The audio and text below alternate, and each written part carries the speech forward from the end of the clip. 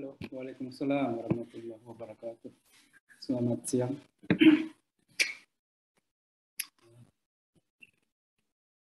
Oh, mestinya kuliahnya jam 1 ya? Iya, Pak. Baru, baru habis Jumatan.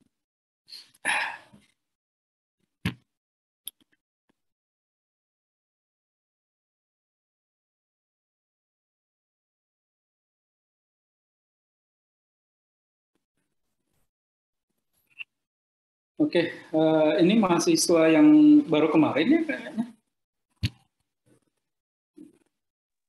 Konsep Iya, Pak. IT pada fisioterapi pada sistem neuromuskular ya. Iya, Pak, betul. RPS 5, Pak.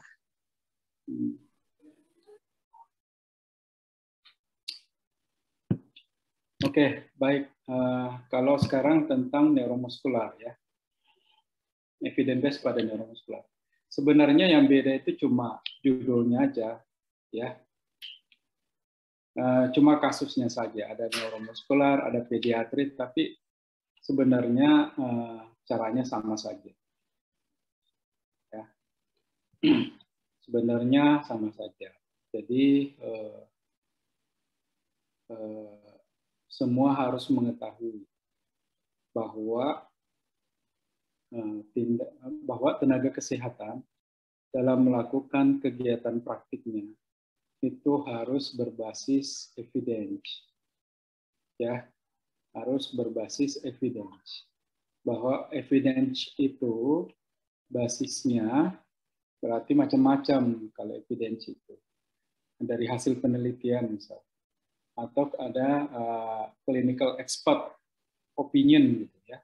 Kemarin saya sudah sampaikan ada clinical expert opinion, misalnya pengalaman praktisi, ya, pengalaman praktisi yang memang kita sudah mengakui bersama kepakarannya. Jadi ini juga penting. Tapi itu sebenarnya selemah-lemahnya evidence base, ya, selemah-lemahnya evidence base. Nah, kemarin kita sudah mempelajari tentang bagaimana mentranslate ya, bagaimana menggunakan hasil penelitian itu ke dalam dunia praktik. Itu yang paling penting. Misalnya kalau kalian nanti praktek, ya, kalian udah pernah ini belum preklinik? Udah ya? Belum ya? Belum, Pak. Oh, belum ya? Nanti misalnya gini, kalau kalian praktek, apa yang ingin kalian buat, itu harus ada clinical reasoning-nya. Ya, harus ada clinical reasoning-nya. Nah, clinical reasoning-nya itu adalah salah satunya evidence. Harus ada evidence-nya. Jadi tentu pertimbangannya ada 3 kemarin yang saya sampaikan ya, bagaimana menggunakan EPP itu. Yang pertama adalah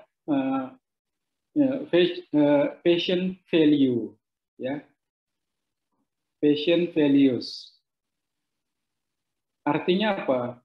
Patient values ini bahwa kita harus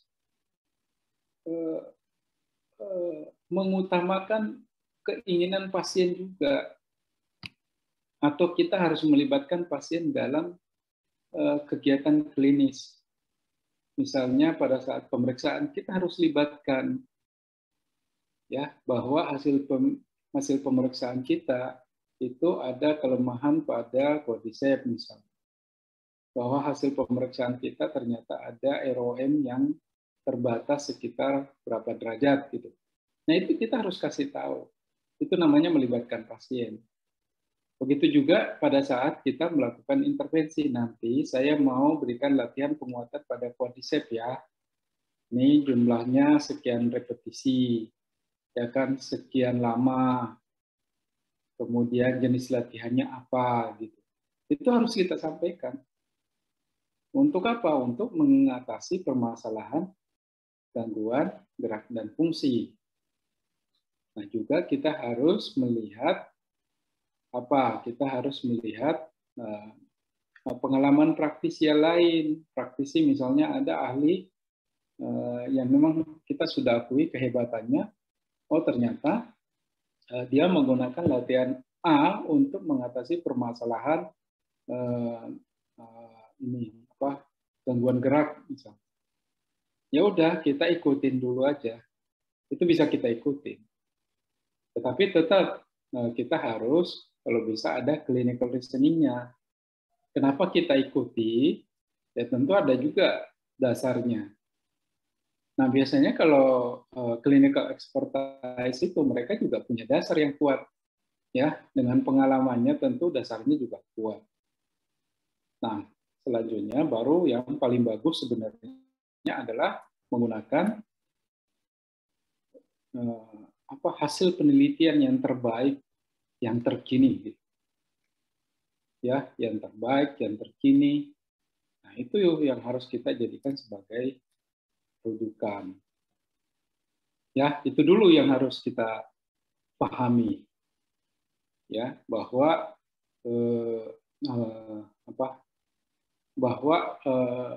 dalam mengambil keputusan klinis itu, maka tentu kita harus dilandasi oleh dasar-dasar yang kuat, ya, dasar-dasar yang kuat. Yang jelas gini, bahwa sekarang kita berada di alam kolaboratif, ya, atau kita harus mengedepankan semangat kolaborasi, bekerja sama dengan tenaga kesehatan lain, baik itu seprofesi maupun lintas profesi. Bahwa ada yang dikenal dengan istilah interprofessional collaboration, bahwa kita memang harus bekerja sama. Nah, kalau kita dalam bekerja sama, ya berarti di situ ada controlling, ya ada controlling di dalam, nggak boleh semau maunya. Kalau misalnya kita memberikan latihan, misalnya treadmill misalnya, sekitar 30 menit, ya treadmill 30 menit, kecepatannya mungkin sekitar di level 3 gitu, atau di level 6. Kemudian kemiringannya, inklinasinya berapa derajat, kemiringan treadmill. Nah, itu bisa dijadikan sebagai dosis. Nah, tentu itu harus ada dasarnya. Ya, berdasarkan hasil penelitian A, ternyata menggunakan treadmill itu sekian lama itu sudah hasilnya paling efektif. Kan gitu. Jadi di sini ada semangat kolaborasi yang harus kita bangun. Jadi sebagai tenaga kesehatan, kemudian bahwa pasien itu dikerjakan oleh beberapa tenaga kesehatan, nah tentu di situ kita punya dasar yang kuat. Kemudian kita harus sampaikan ketika terjadi diskusi misalnya dengan mereka, maka kita sampaikan nih bagus nih hasilnya, ya karena saya menggunakan hasil penelitian dan hasilnya bagus efektif. Gitu. Kalau saya misalnya profesi lain, Anda sebagai fisioterapi, saya sebagai dokter misalnya. Fisioterapis, saya pengen tanya dong, ini pasien saya ada stroke nih, ya, kayaknya dia fungsi tangannya terganggu. Untuk latihannya itu paling efektif pakai apa ya? Untuk memperbaiki koordinasi gerakan tangan. Oh, ada tekniknya dok. Yang paling efektif itu sekarang pakai induced movement, ya kan? Induced movement therapy misalnya. Atau ada juga yang menggunakan mirror box, dok. Gitu. Itu ada risetnya nggak? Ada evidence-nya nggak? Oh iya ada, gitu. Di mana kalau boleh tahu? Minta dong linknya, minta linknya dilihat. Ah ternyata enggak, ya lemah gitu. Ternyata jurnalnya jurnal yang belum terakreditasi. Nah seperti kemarin nih, saya mengajar di salah satu kelas, kemudian paparan, kemudian ternyata teknik terapi yang ditampilkan adalah teknik terapi metode A gitu. Kemudian saya tanya, kamu ini kuat nggak evidence-nya? Begitu saya buka, ternyata dia dari link jurnal yang belum terakreditasi.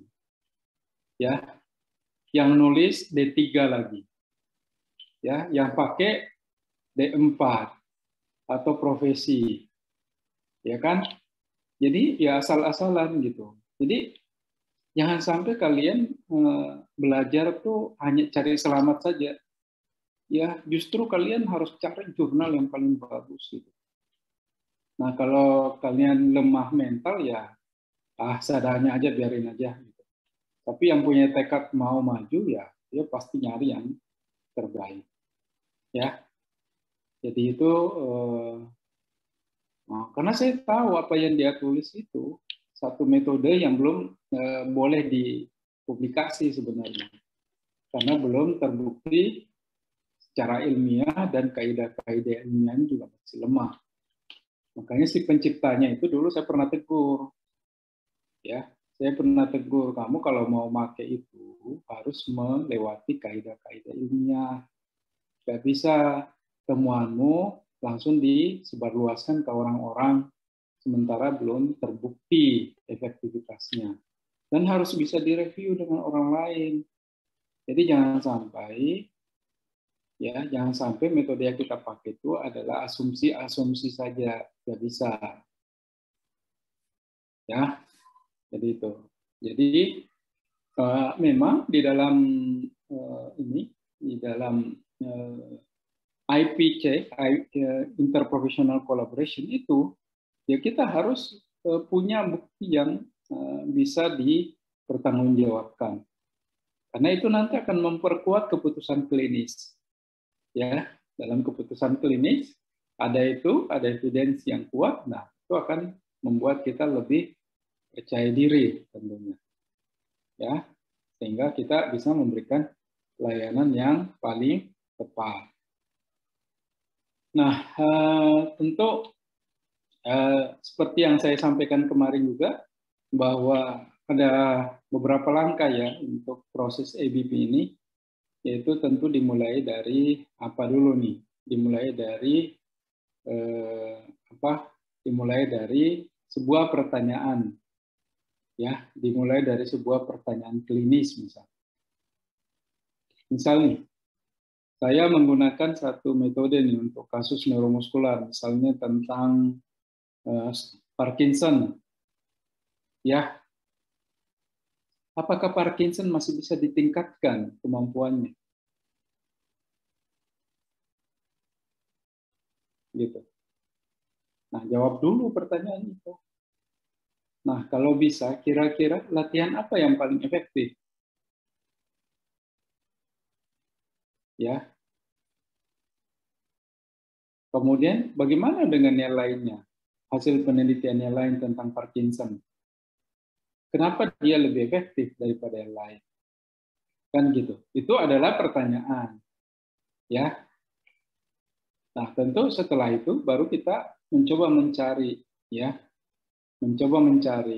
jurnal-jurnal yang relevan, ya, artikel-artikel yang relevan. Kemudian kita pilih bagaimana konteks apa yang dibahas, kemudian bagaimana metodologi penelitiannya, kemudian sampelnya berapa, ya, berapa orang, kemudian metode yang digunakan apa saja, berhubungan apa enggak gitu. Kemudian hasilnya bagaimana. Nah, kemudian baru kita punya kesimpulan bahwa ini termasuk hasil penelitian yang terbaik.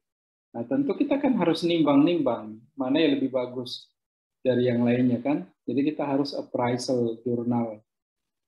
Lakukan appraise. Kemudian setelah appraise-nya dilakukan, maka bisa dilakukan penerapan, ya. Bisa dilakukan penerapan, dan nanti penerapannya harus bisa dinilai, harus bisa dievaluasi, harus bisa di-assessment. Jadi gitu, ya. Jadi itu adalah langkah dari proses penerapan hasil-hasil penelitian untuk kegiatan praktis. Nah, tentu nanti itu juga yang paling penting kita lihat adalah tingkat kepercayaan terhadap suatu jurnal. Misalnya tadi saya sebutkan ada expert opinion gitu. Kemudian ada juga cohort misalnya. Kemudian ada lagi yang paling tinggi itu ya systematic review, karena memang dia sudah mereview beberapa artikel. Nah, semakin tinggi lebih bagus ya. Kemudian ada juga RCT, kemudian ada critical appraisal. Nah, itu juga bisa. Jadi silahkan nanti mencari. Tapi yang jelas gini, yang jelas bahwa kita yang umum dipakai adalah PICO ya. Jadi PICO itu artinya apa? Patient atau population ya, atau problem. Kemudian ada juga intervention, kemudian ada comparison, kemudian ada outcome-nya, PICO. Bagaimana patient atau populasinya, atau problemnya, kemudian intervensinya apa yang dipakai, kemudian dibandingkan, comparison, kemudian baru lihat hasilnya. Nah, dari situ baru kita bisa menggunakan artikel itu atau jurnal tersebut sebagai yang paling tepat digunakan. Ya. Oke. Kemudian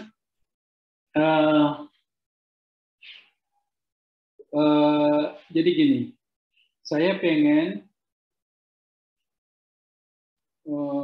mengatasi satu permasalahan, misalnya ini, permasalahan bahwa banyak pasien stroke yang pola jalannya masih jelek nih.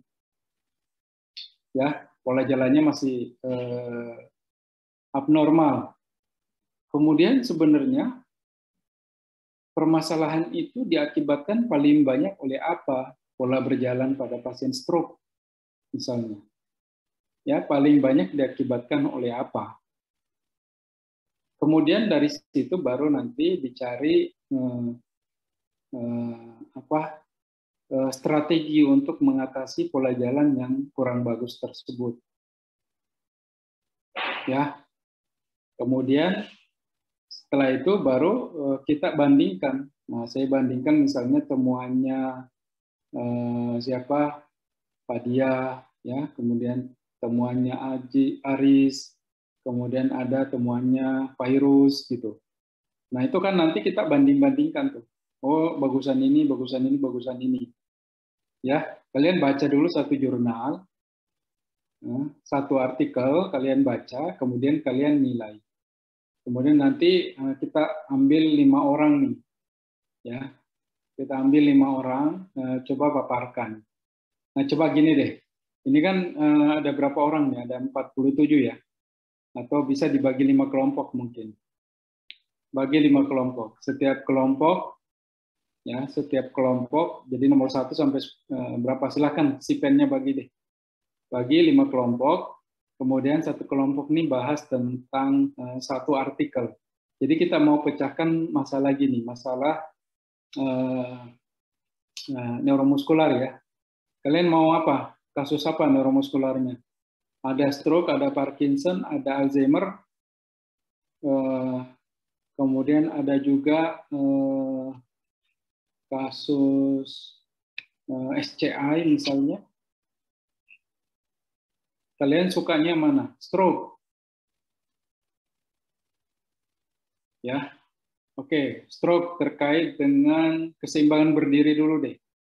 Atau fungsi tangan. Saya mau fungsi tangan nih. Saya pengen fungsi tangan. Kira-kira ya, kira-kira untuk fungsi tangan ini teknik apa atau strategi apa yang paling baik untuk mengatasi, untuk meningkatkan fungsional tangan? Ya. Nah, coba kalian di sini berbagi ya menjadi 5 kelompok. Setiap kelompok mencari satu jurnal, satu artikel yang kalian pelajari, ya kalian baca, pelajari. Kemudian setelah itu baru kita coba bandingkan mana yang lebih bagus. Ya, tapi ini nggak boleh sama nih artikelnya, harus beda-beda. Ya, kita ingin pilih mana yang paling bagus. Ya, jadi kalau kita mulai sekarang, oke, jam 2.30 nih, kita mulai. Nanti mulai paparan jam 3. Iya, jam 3. Jam 3.30 lah. Jam 3 kelamaan, 1 jam. Jam 3 kita mulai. Jam 3 kita mulai paparan nih semuanya. Jelaskan, kemudian baru dari situ kita putuskan, simpulkan mana yang paling baik. Ya, itu aja. Oke, silakan Sipen dibagi. Nanti kita ketemu setengah jam lagi. Oke, itu aja. Sipen, siapa Sipennya? Yang bertanggung jawab? Iya, Pak. Saya. Ya, Reza ya. Reza Syaputra sama rekan saya Yasmin. Ya, Reza. Reza yang bertanggung jawab. Ya. Oke, nanti setengah jam kita ketemu lagi. Pakai jam Google ya. Oke, kita ketemu lagi nanti setengah jam. Oke, sampai jumpa. Terima kasih, Pak.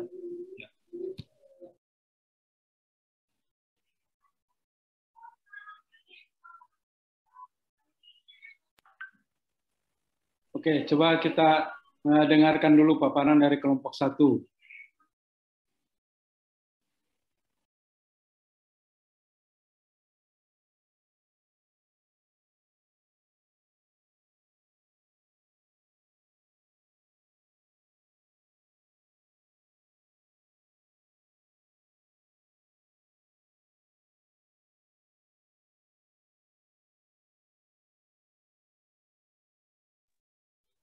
Interupsi Pak, izin bertanya, saya Askia dari kelompok 1, ini dipaparin jurnalnya aja apa gimana ya Pak? File jurnalnya. Bapak maaf masih di... Iya, kalian paparkan jurnalnya. Iya. Kesimpulan dari jurnalnya apa? File jurnalnya juga di share screen, Pak? Ya, ditampilkan. Ya. Mungkin teman-teman kelompok 1 ada yang ingin share screen?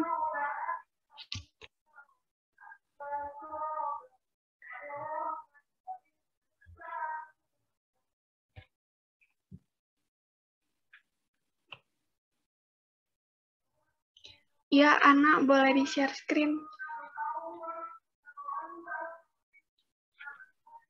Tunggu.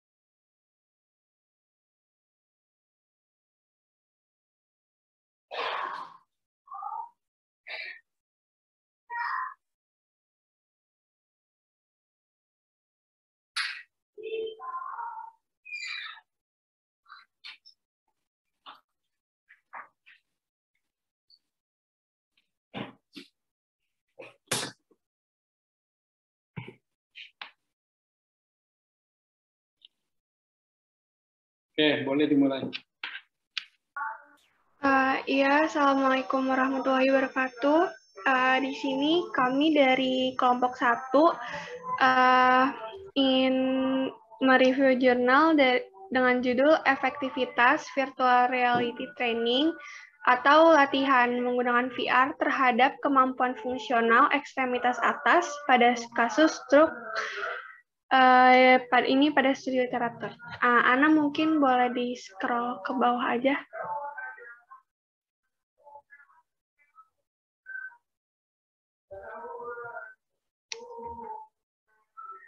Ke intervensi. Nah,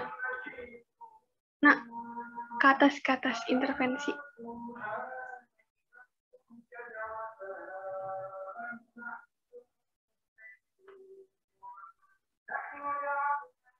Ya, nah di sini yang metode yang digunakan itu VR, yaitu VR adalah bentuk lanjutan dari lingkungan yang disimulasikan komputer yang memungkinkan pengguna untuk berinteraksi dengan objek dan lingkungan dalam skenario virtual yang diberikan, yang sekarang menjadi pilihan pengobatan yang muncul untuk rehabilitasi fungsi motorik pasca stroke.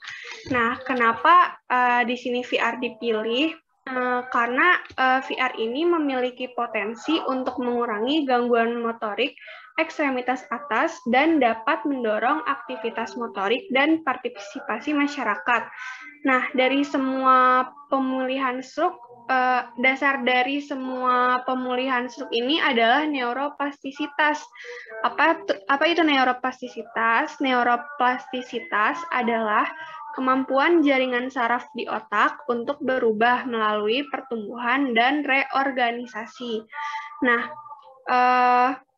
selain dari repetisi latihan untuk memicu si neuroplastisitas ini juga bisa distimulasi dengan adanya rangsangan internal kayak motivasi dan eksternal seperti audio dan juga visual. Nah, dari konsepsi neuroplastisitas ini, kita jadi mengetahui bahwa semakin sering melakukan suatu gerakan, semakin banyak juga aktivitas otak yang dikerahkan untuk gerakan tersebut, sehingga pertumbuhan jalur neuron barunya ini akan jadi meningkat. Mungkin boleh dilanjut ke bawah, Nak.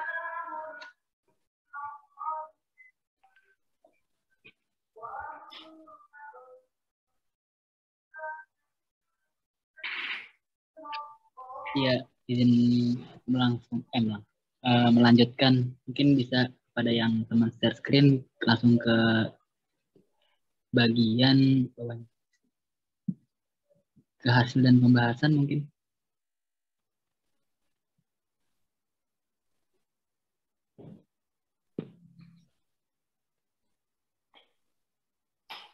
Ya, jadi dengan menggunakan metode VR ini, hasilnya itu dari 12 orang yang dibagi jadi 2 kelompok ya, ada kelompok eksperimental sama kelompok kontrol. Jadi dari intervensi menggunakan virtual reality ini, peninjauan kembalinya itu menggunakan tes WMFT atau Wolf Motor Function Test yang dilakukan pada awal intervensi dan akhir intervensi, dan treatmentnya ini dilakukan dalam waktu 4 minggu. Didapatkan hasil bahwa pada kelompok eksperimental itu ada peningkatan hasil WMFT dari nilai sekitar 37,5 itu meningkat menjadi 42,8, dan pada kelompok yang kontrolnya juga ada peningkatan nilai WMFT-nya, tapi nggak sebesar dengan kelompok eksperimental. Itu peningkatannya dari 39,33 menjadi 42,67. Maka ya bisa turun ke bawah. Ke bagian pembahasan.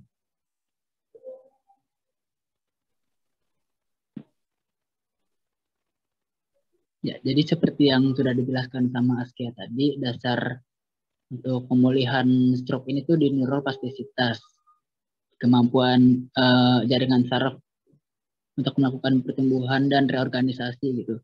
Nah, dengan latihan VR ini sehingga dapat memicu cepatnya si neuroplastisitas tadi, karena bukan hanya dengan motorik tapi dengan VR juga ada stimulasi dari visual dan audio. Makanya dengan treatment menggunakan VR ini bisa dikatakan berhasil dengan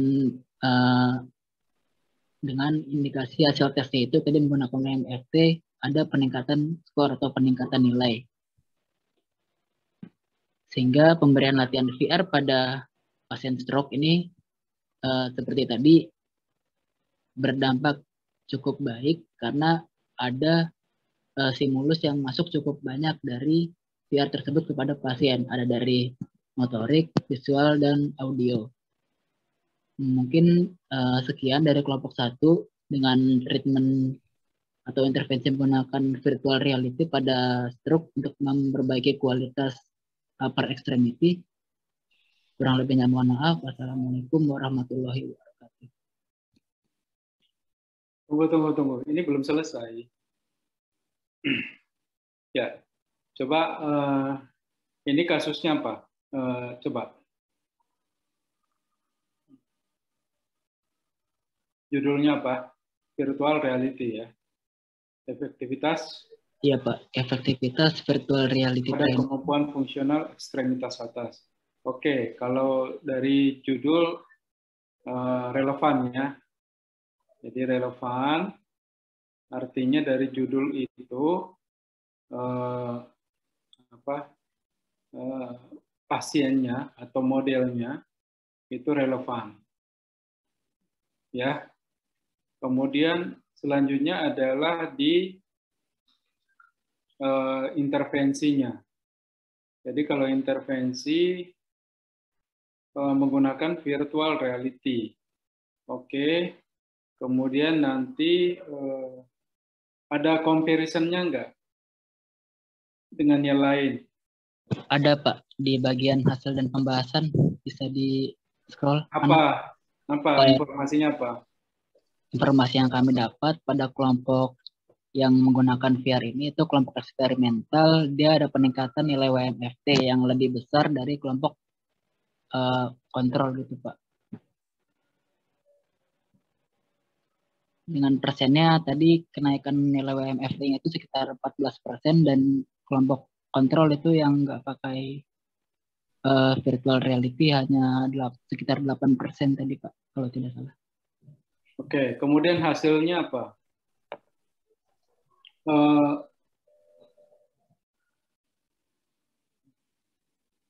Coba kesimpulannya apa?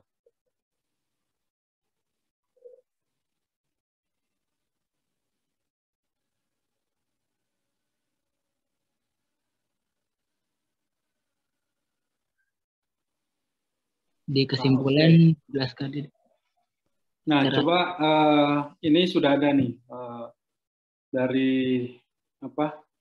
Dari 4 ya, dari PICO ya. Kalau PICO berarti patient intervention-nya comparison sama outcome itu sudah dapat. Nah, coba kita lihat kelompok 2 deh. Ini coba jurnalnya jurnal apa ini?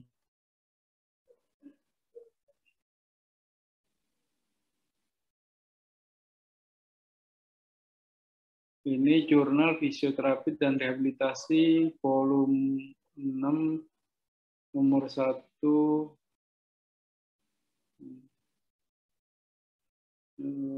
ISSN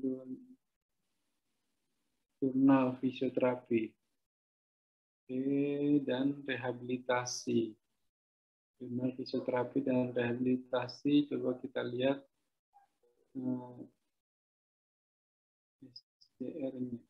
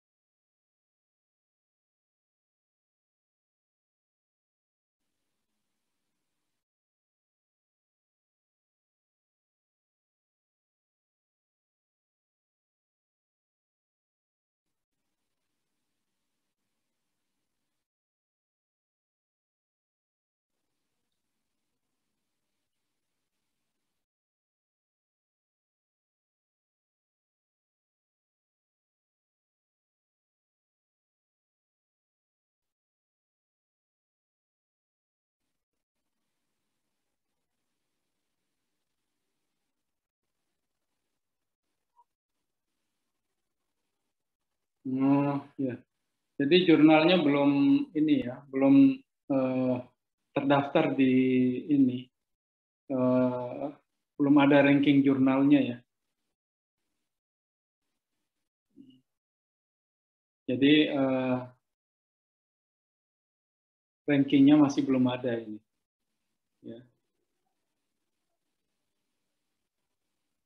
Belum ada di SJR. Mestinya kalau udah ada di SJR ini termasuk kategori yang punya ranking.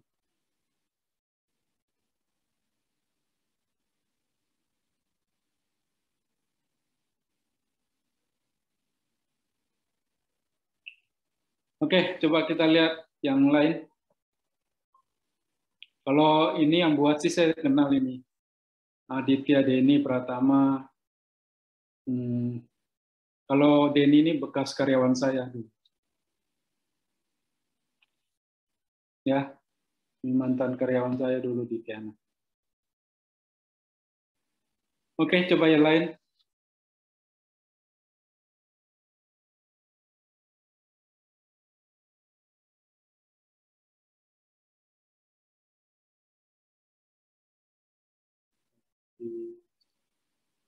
Ya baik Pak, saya izin share screen ya Pak. Ya.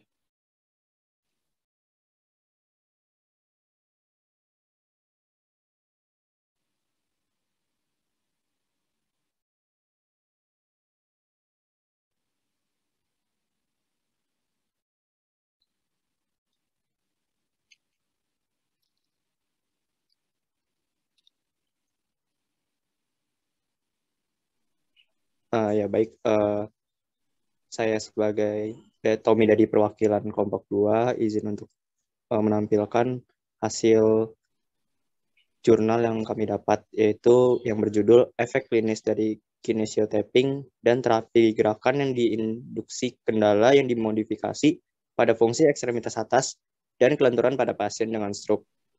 Mungkin langsung bisa ke bagian intervensi.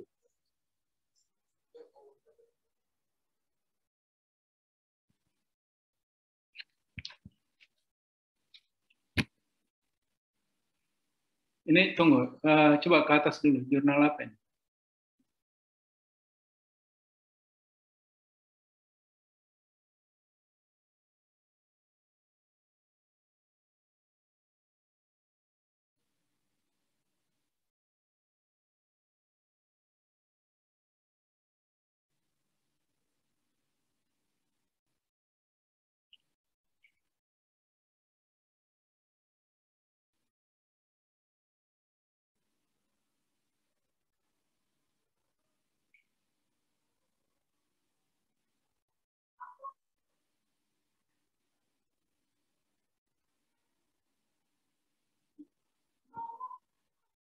Oke, coba.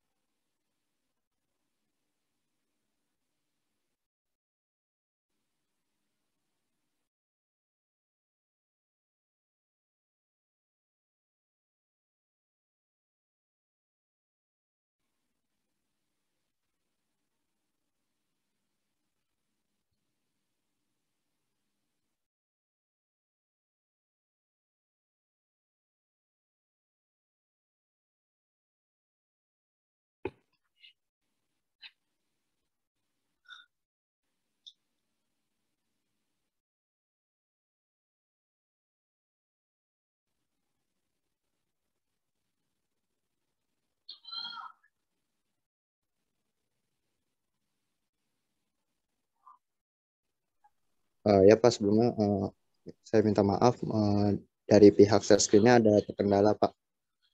Mohon sebentar ya Pak. Ya.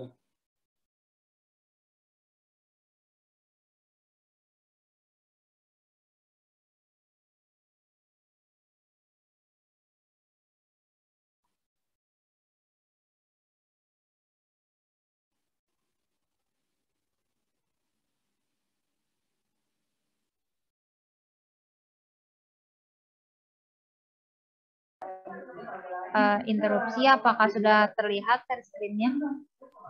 Ya, sudah tidak. Ya baik, saya izin buat melanjutkan. Di mana intervensi pada bagian jurnal tersebut, yaitu setelah perekrutan, kami mencatat beberapa riwayat yang didiagnosis terkait dan karakteristik dasar semua pasien. Nah, terdapat 35 peserta atau 35 pasien secara acak yang dialokasikan ke 3 kelompok. Yang dimana pada kelompok pada bagian KT awal, yaitu pasien menjalani sebuah KT selama 5 hari per minggu selama 3 minggu untuk ininya. Lalu di sini kita memakai pita kinesio atau Nitto Kogyo Corporation yang dari Jepang. Nanti dipasang pada sisi punggung tungkai atas yang terkena oleh terapis okupasi. Kami menempelkan selotip dari sepertiga bagian atas di sisi punggung lengan bawah dan membagi selotip menjadi 5 batang yang sama pada sendi interpangeal distal dari setiap jari. Nanti untuk gambarnya bisa dilihat yang di bawah. Lalu pada kelompok KT palsu ini dan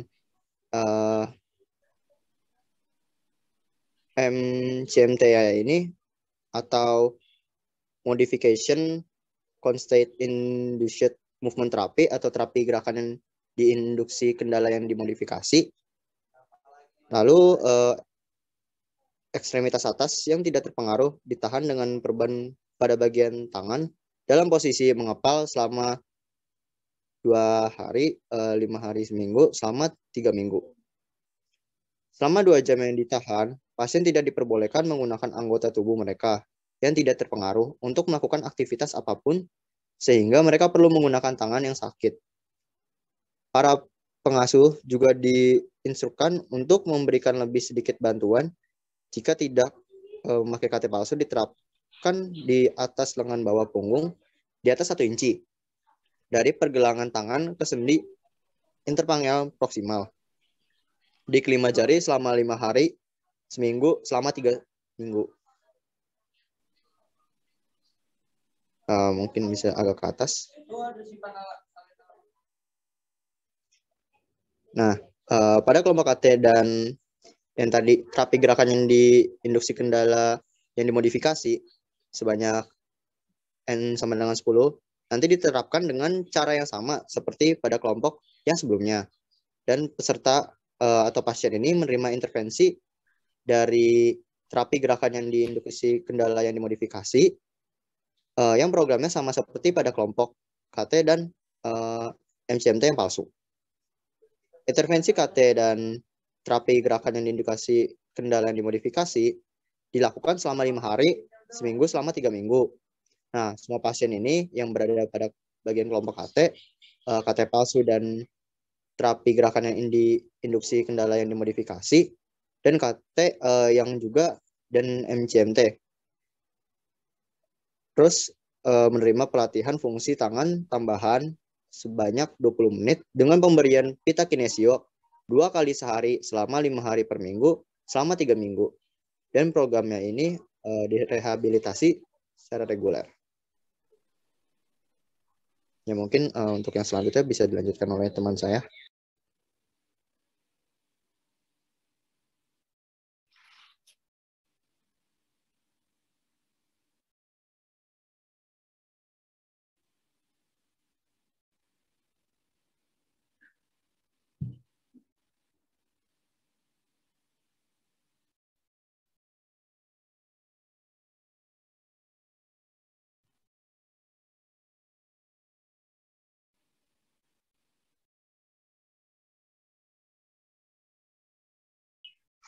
Ya, mohon izin untuk melanjutkan.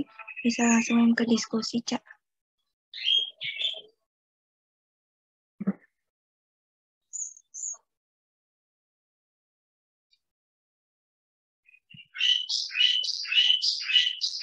Ya. Dalam penelitian ini, kami bertujuan untuk menyelidiki pengaruh kinesiotapping dan MCIMT pada peningkatan fungsi ekstremitas atas dan pengurangan spastisitas pada pasien dengan stroke dengan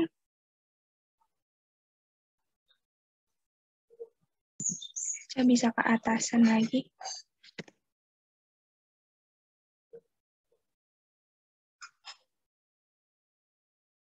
Ya, dengan hemiplegia, kami melakukan kinesiotaping atau MCMT selama 3 minggu dengan program rehabilitasi reguler dan menilai hasil fungsional dan spastisitas pasien pada awal dan minggu ketiga dan keenam. Antara awal dan minggu ketiga, pasien dalam kelompok kinesiotaping menunjukkan peningkatan derajat MTS, BBT, bagian tangan dari FMAUE, dan SIS. Pada kelompok kinesiotaping dan MCMT, kami menemukan stadium Brunstrom yang lebih baik pada pergelangan tangan, derajat MTS, BBT, FMAUE, dan SIS. Namun dalam kelompok IMT palsu, kinesiotaping, dan MC, hanya perkembangan di bagian BBT, pergelangan tangan, dan tangan dari FMAUE dan SIS yang dicatat. Dengan demikian, kinesiotaping meningkatkan fungsi motorik tangan dan kualitas hidup, bersama dengan efek pengurangan kelenturan pada pasien dengan stroke dengan hemiplegia. Aplikasi gabungan dari kinesiotaping dan MCMT memberikan efek positif tidak hanya pada fungsi motorik tangan, kualitas hidup, dan pengurangan spastisitas, tetapi juga kinerja motorik pada pasien stroke. Selanjutnya akan dilanjutkan oleh rekan saya.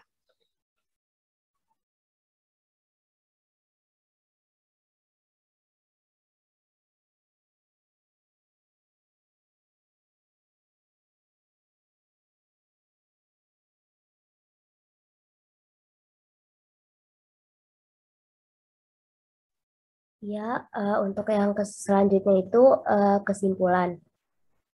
Ya, singkatnya penerapan kinesiotaping ini memberikan manfaat lebih pada kinerja fungsi motorik dan pengurangan spastisitas ekstremitas atas yang terkena pada pasien hemiplegia dan hemiplegia setelah stroke.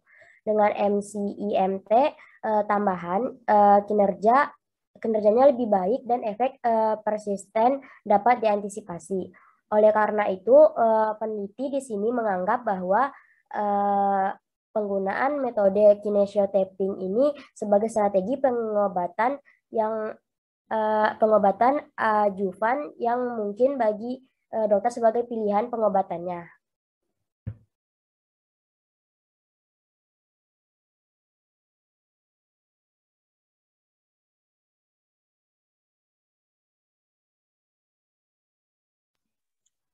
Ya, sekian dari pemaparan dari kelompok kami terkait jurnal yang didapat.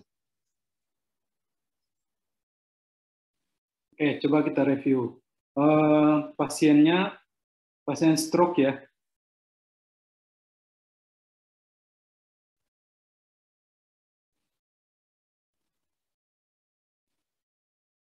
Jadi pasiennya pasien stroke dengan gangguan fungsi tangan. Iya. Iya, izin menjawab, Pak. Pasien stroke dengan hemiplegia, Pak. Oke. Ada gangguan fungsi tangan berarti. Kemudian yang kedua, ya, yang kedua adalah intervensinya apa? Ini KT ya. Iya, Pak. Jadi kinesiotaping dibandingkan dengan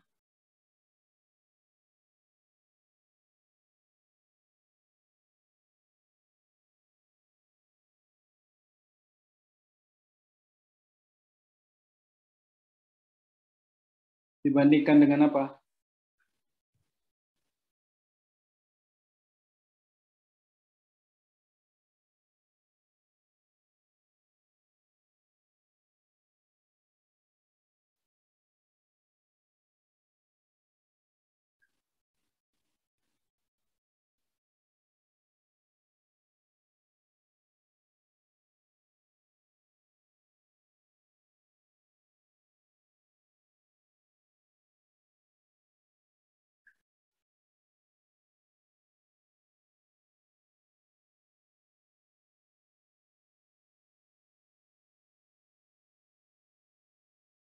Halo, dengar nggak pertanyaan saya?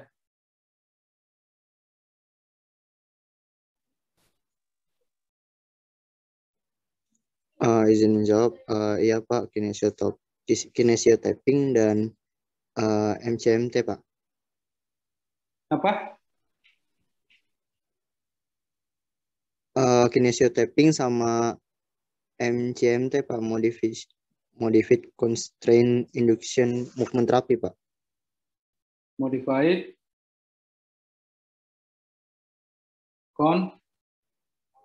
Constraint Induced constraint induced Movement Therapy. movement therapy.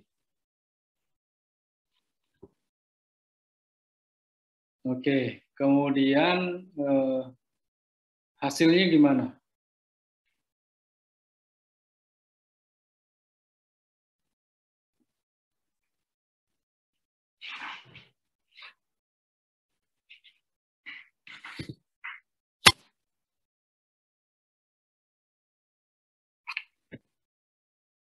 Ayo cepat.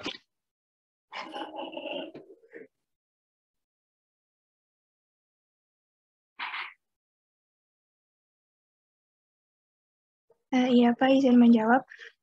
Dalam jurnal ini dapat disimpulkan bahwa kinesiotyping itu bermanfaat bagi pasien stroke dalam pengurangan spastisitas dan fungsi ekstremitas atas. Nah, kombinasi antara KT dan MCMT ini memberikan manfaat ekstra pada performa motor dengan efek yang lebih tahan lama, gitu.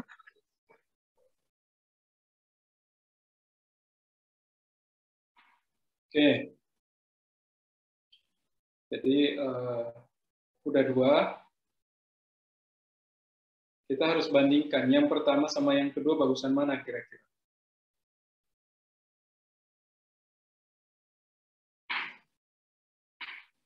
Yang pertama sama yang kedua lebih bagus mana?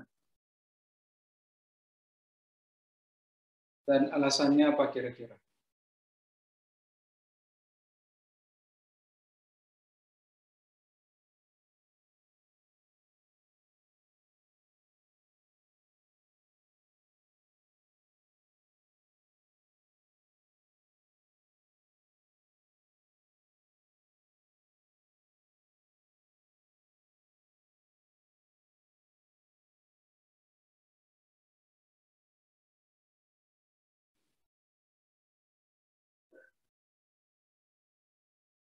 Ini dari mana nih? Jurnalnya jurnal apa namanya?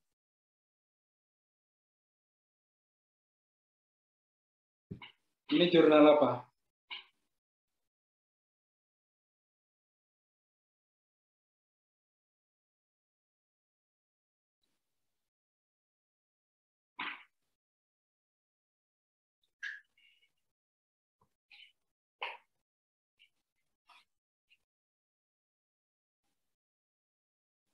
Halo? Iya Pak, untuk jurnalnya ini kita ngambil jurnal kedokteran fisik dan rehabilitasi Eropa Pak. Yang ini Pak. Nama jurnalnya apa?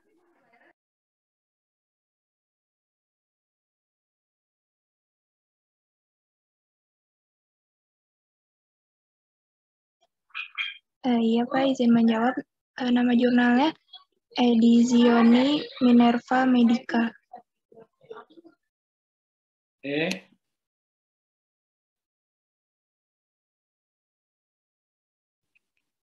Minerva.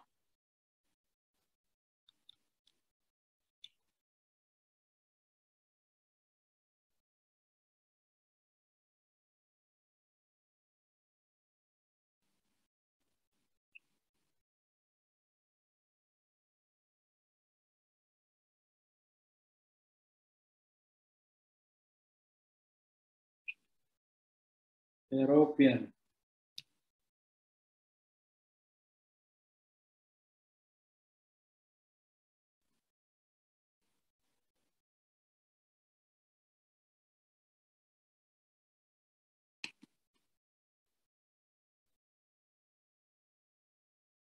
Indeksnya 57.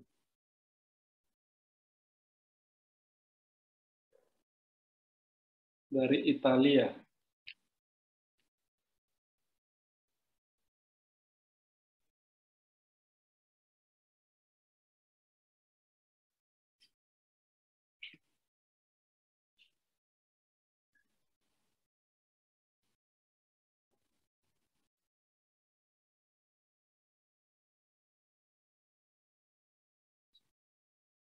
Oke, coba kita lihat yang ketiga ya. Jadi ini ada terakreditasi, ya. Cuma dia di indeknya adalah 57 tadi.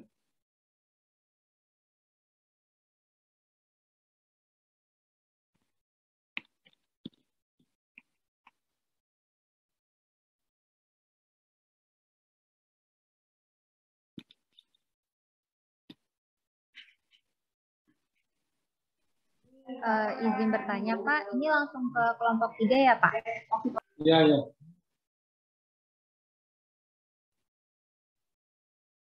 Interupsi, Pak. Kami dari kelompok 3 izin share screen ya, Pak.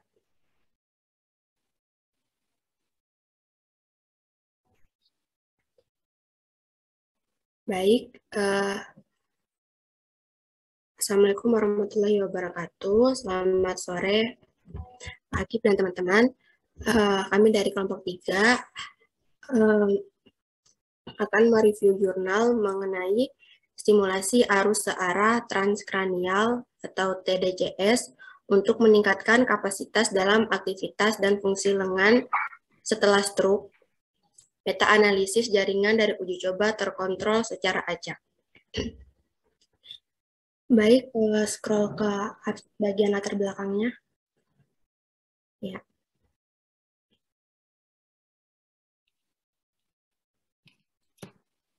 Ya. Jadi, stimulasi arus langsung transkranial ini adalah pendekatan yang muncul untuk meningkatkan kapasitas dalam aktivitas kehidupan sehari-hari atau ADL dan fungsi ekstremitas atas setelah stroke. Kemudian untuk metodenya, scroll ke bawah. Ya. Untuk metode yang digunakan, kami membandingkan semua jenis TDCS aktif, yaitu anoda, katoda, dan gabungan dari keduanya. Di mana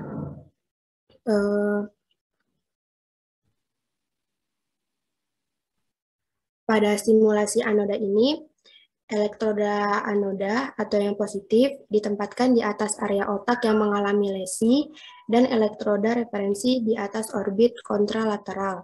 Hal ini akan menyebabkan depolarisasi sub-threshold. Oleh karena itu akan mempromosikan eksitasi saraf. Kemudian untuk arus anodanya, arus katodanya yaitu yang negatif ditempatkan di atas area otak yang tidak mengalami lesi dan elektroda referensi di atas orbit kontralateral. Kemudian untuk bagian diskusinya.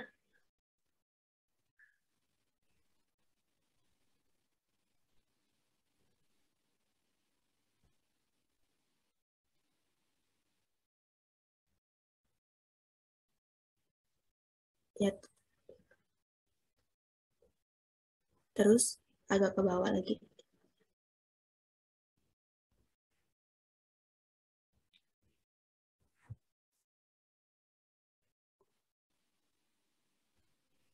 Agak ke bawah lagi di bagian diskusi. Pelan-pelan.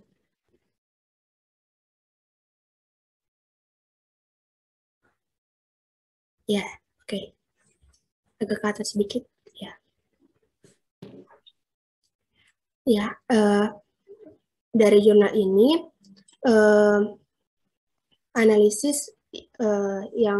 analisisnya menunjukkan bahwa TDCS katoda dapat meningkatkan ADL setelah stroke, yaitu SMD 0,33,95% CI, 0,10 hingga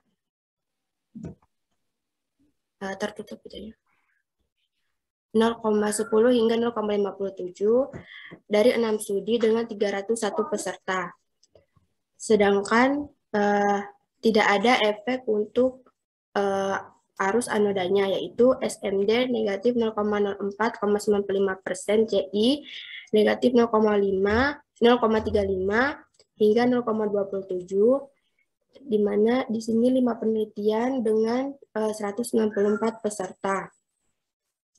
Atau TDCS ganda, di mana gabungan dari kedua arus, yaitu SMD 0,30,95% EI, negatif 0,39 hingga 0,99. Dua penelitian dengan 33 peserta.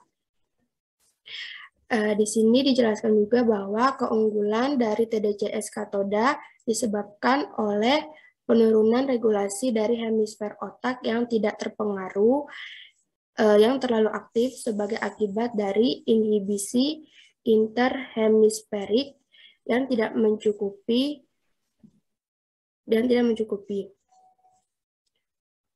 dan memulihkan keseimbangan interaksi rangsang dan inhibisi antara kedua hemisfer.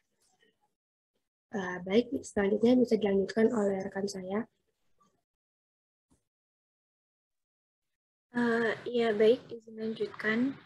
Untuk secara hipotesisnya, teknik ini menjadikan TDCS alat yang berpotensi berguna untuk memodulasi penghambatan neuronal dan jaringan rangsang dari pasca stroke hemisfer yang terkena dan yang tidak terpengaruh untuk meningkatkan.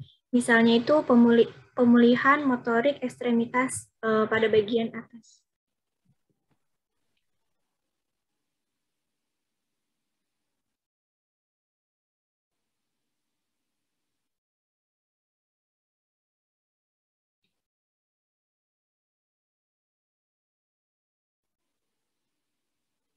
Baik, untuk selanjutnya kesimpulan, Bilal boleh di-scroll ke bawah.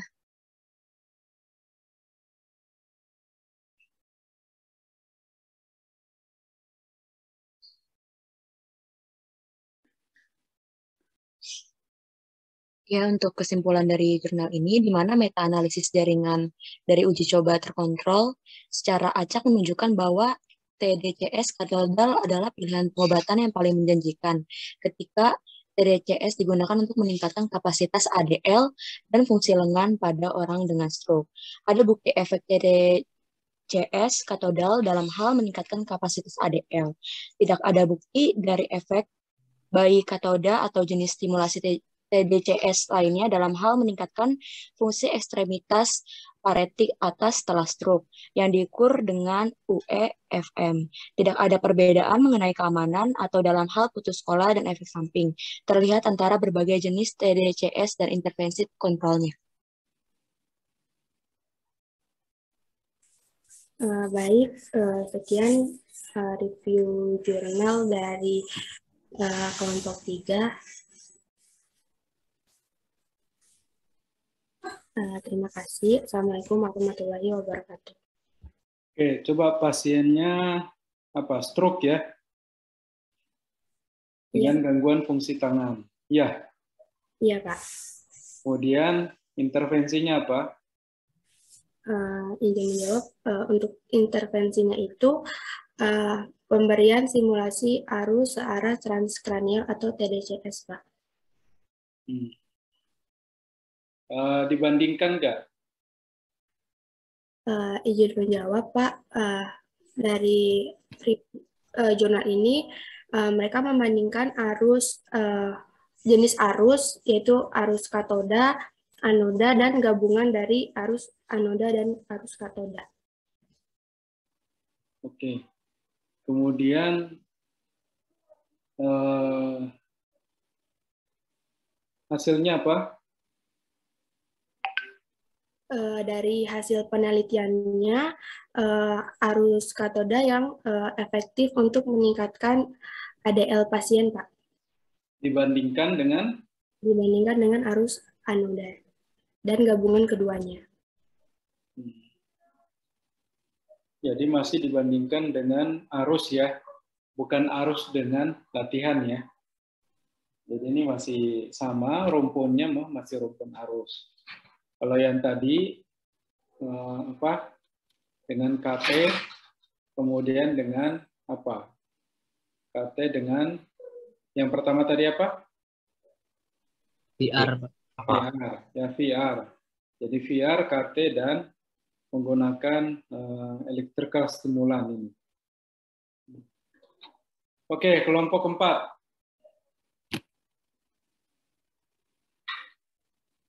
Itu nama jurnalnya apa tadi barusan? Coba lihat.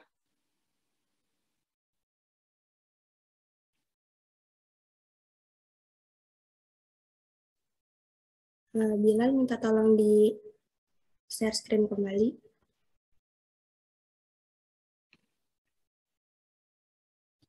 Journal for Neuroengineering and Rehabilitation.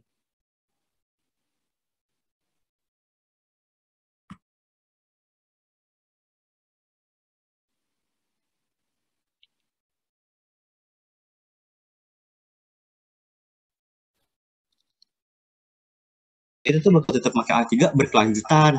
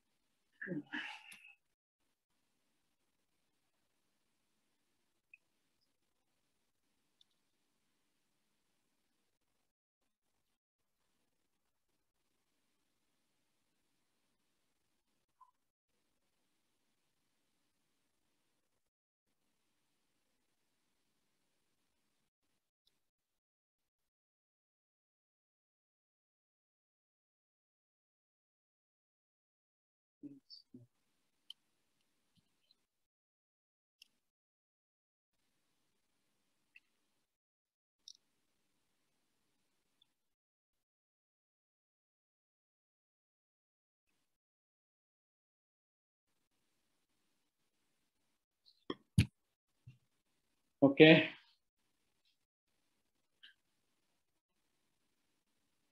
Oke, lanjut. Kelompok 4. Langsung aja ya. Judulnya dulu coba kelompok 4.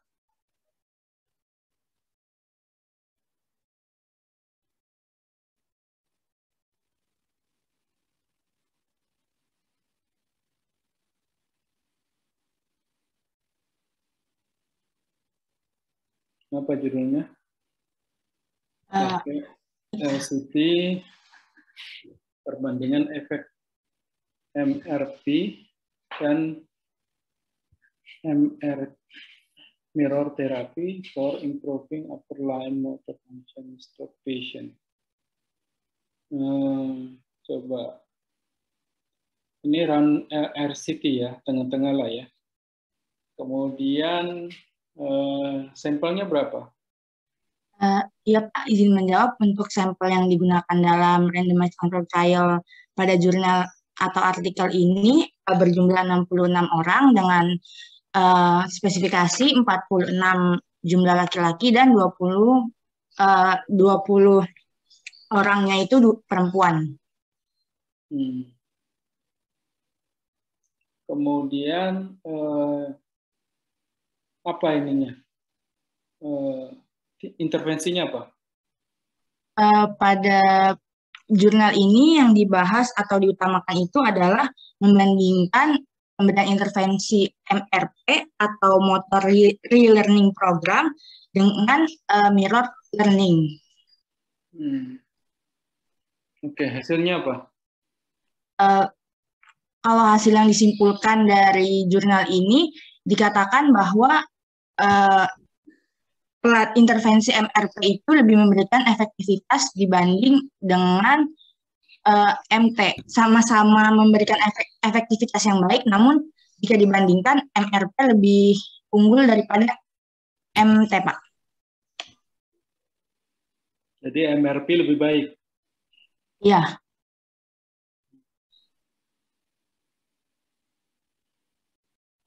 Oke, kelompok 5.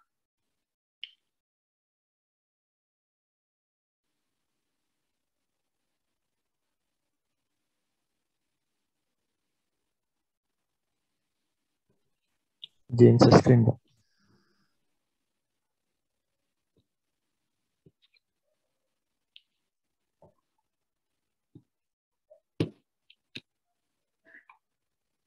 Dari mana ini? Jurnal apa?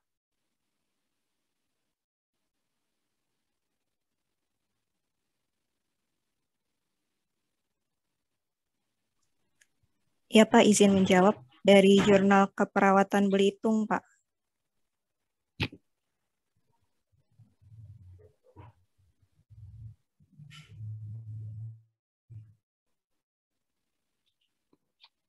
Ini fisioterapi bukan?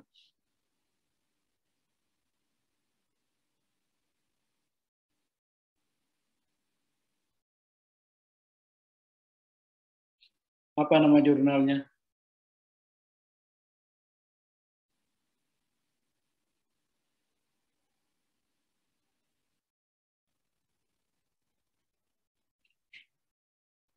Keperawatan Belitung.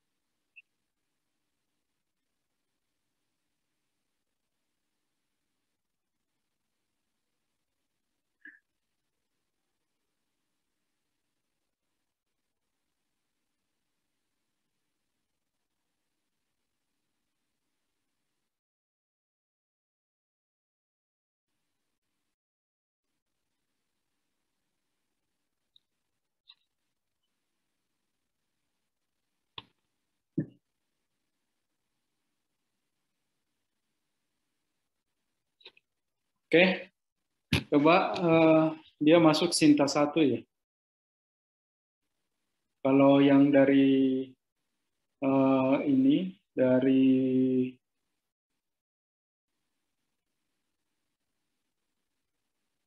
UI tadi ya, itu Sinta 5.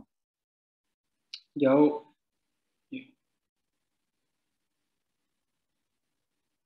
Kalau KT masih masuk. Oke, kemudian yang barusan juga masuk. Nah, kalau ini Sinta 1. Bisa lebih bagus dari Sinta 5. Oke, kemudian intervensinya apa?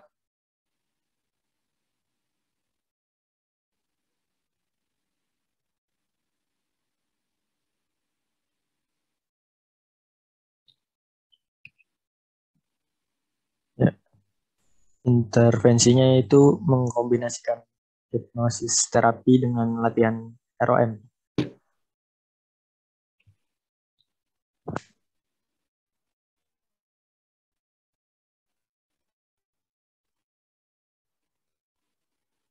Oke, dengan apa? Hipnosis ya. Hipnosis, kombinasi hipnosis dan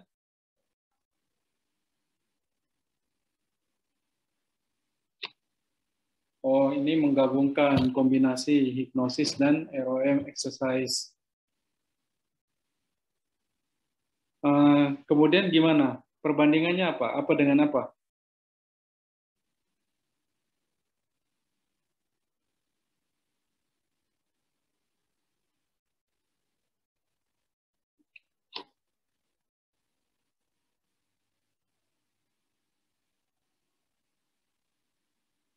Halo?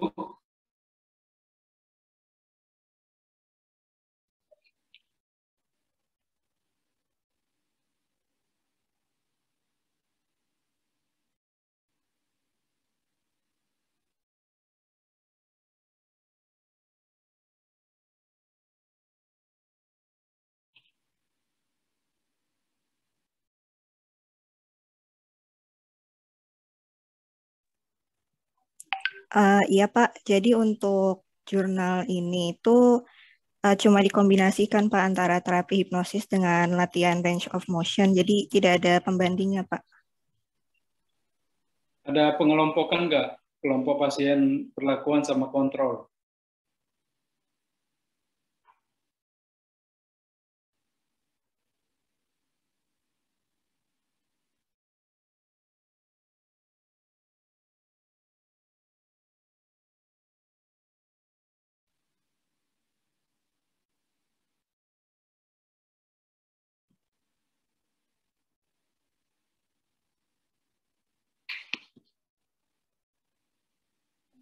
Halo, mana ini suaranya? Iya Pak, Sadam bisa minta tolong di scroll ke bawah Sadam.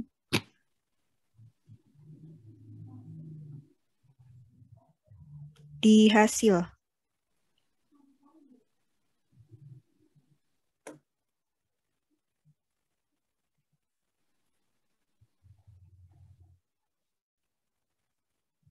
Ini Pak, ada variabel dan kontrolnya juga.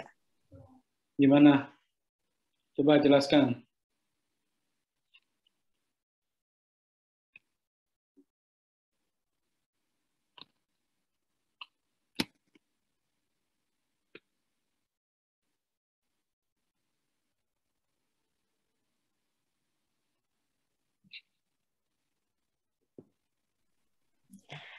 Ya Pak, jadi untuk penelitian ini itu menggunakan eksperimen semu dengan desain pretest post-test control group design. 32 sampel dipilih dengan menggunakan simple random sampling yang 16 secara acak ditempatkan pada kelompok eksperimen dan kontrol. Kekuatan otot diukur dengan menggunakan skala kekuatan otot. Hipnosis deepening test digunakan untuk mengukur tingkat kedalaman hipnosis. Pair t-test dan independent t-test digunakan untuk menganalisis data. Dan hasilnya itu nilai rata-rata kekuatan otot pada kelompok eksperimen adalah 3,5 dan nilai rata-rata pada kelompok kontrol adalah 2,62. Jadi independent sample t-test diperoleh p-value sebesar 0,012 menunjukkan bahwa ada perbedaan yang signifikan secara statistik rata-rata kekuatan otot ekstremitas atas pada kelompok eksperimen dan kontrol. Pair t-test diperoleh p-value sebesar 0,0 yang menunjukkan bahwa ada perbedaan yang signifikan antara rata-rata nilai kekuatan otot sebelum dan sesudah perlakuan. Seperti itu Pak kurang lebihnya.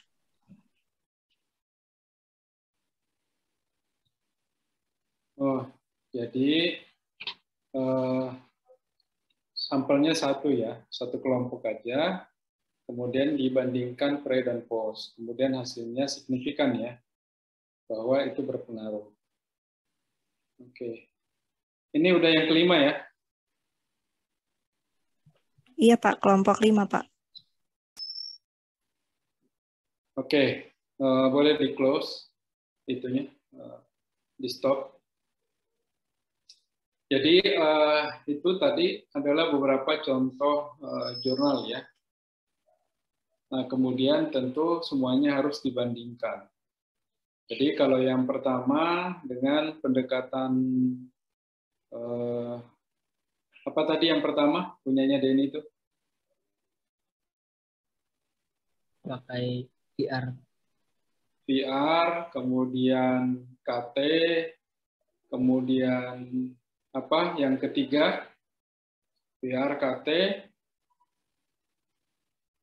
TDCS, Pak. TDCS, ya electrical stimulan. Kemudian yang keempat, MRT sama mirror training, Pak. ya MRP ya, dan mirror training. Kemudian yang terakhir adalah hipnosis, ya hipnosis dan apa? Dan latihan ROM, Pak. Latihan ROM. Mana yang lebih efektif meningkatkan motor function dari upper extremity, dari tangan terutama, fungsi tangan. Ya, jadi setelah semuanya dikaji, kalau kita kaji berdasarkan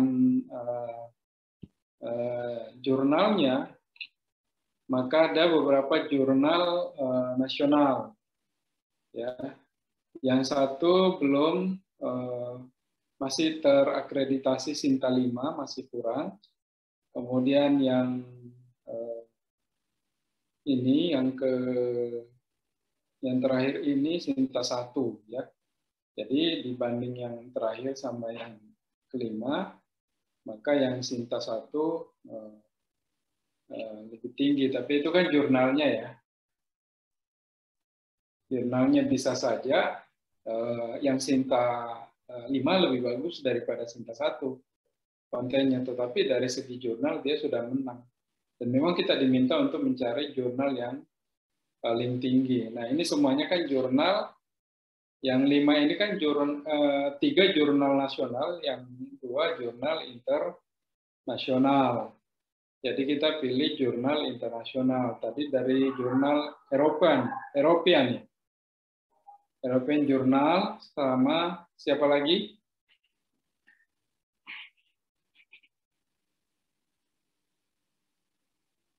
Ya, yang dari Italia itu European Journal, kemudian yang keduanya dari, jadi cuma ada 2 jurnal. Jadi jurnal KT itu ya European kalau nggak salah. Kemudian jurnal yang satunya itu saya nggak tahu dari mana. Tapi yang jelas gitu ya, kita pilih jurnalnya dulu yang terakreditasi, yang sudah international jurnal, kemudian baru kita melihat Indonesianya. Nah, tentu kita juga harus melihat konteksnya, ya, konteksnya tentang hand problem. Kemudian selanjutnya adalah fisioterapi.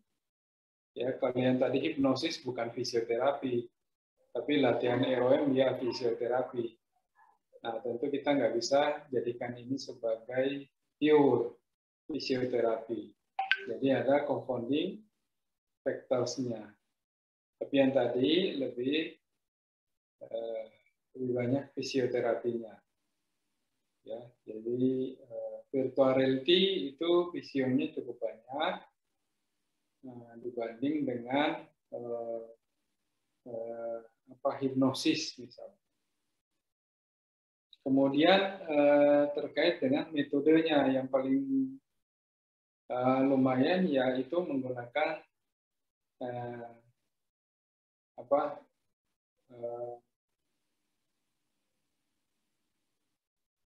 tadi?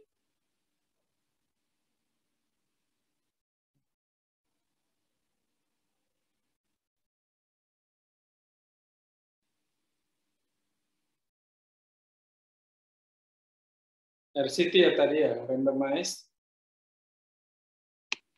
control Jadi RCT itu sedang ya, itu masih masuk RCT, kemudian dia internasional. Ya, jadi nanti gitu ya caranya ya. Caranya melakukan telah jurnal, itu dipelajari setiap jurnal, dibaca dulu semuanya. Cuma tadi masing-masing ya, masing-masing kemudian nanti kita coba compare. Jadi di compare tadi pasiennya sama, konteksnya sama tentunya, kemudian intervensinya, nah cuma intervensinya beda-beda. Nah yang mana yang lebih bagus intervensinya? Nah kita lihat dulu hasilnya, ya bandingkan dulu hasilnya gimana, kemudian baru kita setelah kita bandingkan, maka hasilnya gimana, ya, gitu. Kemudian metodenya mana metode yang paling tinggi levelnya, ya. Kalau sudah systematic review itu masuk kategori yang tinggi, ya, dibanding dengan expert opinion, itu jauh. Ya, oke semuanya. Sekarang gini, saya minta setiap orang ya membandingkan 5 jurnal ini, kemudian tulis tangan, dikirim lewat email saya. Ya, saya pengen lihat, nggak boleh kerjasama ya. Jadi nggak boleh kerjasama. Kemudian kalian coba lakukan telah jurnal. Jadi dasar pertimbangannya seperti yang saya sebutkan tadi. Jadi pakai Pico boleh, ya. Kemudian selanjutnya lihat sampelnya. Sampelnya kalau dia hanya satu grup, ya masih kalah dengan 2 grup. Yang jelas itu. Kemudian nanti, oke, kemudian dibandingkan dengan yang lainnya. Ya, saya kira itu. Nanti dikirim paling lambat jam 8 malam. Ya, saya tunggu sampai jam 8 malam. Lewat dari jam 8 malam, saya skip. Oke, saya kira itu saja. Ada pertanyaan? Bapak izin bertanya, Pak. Ya. Untuk deadline pengumpulannya apakah boleh besok pagi, Pak, sampai jam 10 pagi? Kenapa memang? Karena butuh waktu juga, Pak, untuk membandingkan antara 5 jurnal tersebut, Pak. Apakah boleh, Pak? Ini sekarang jam 4:14, Pak. Jam 4:14. 4.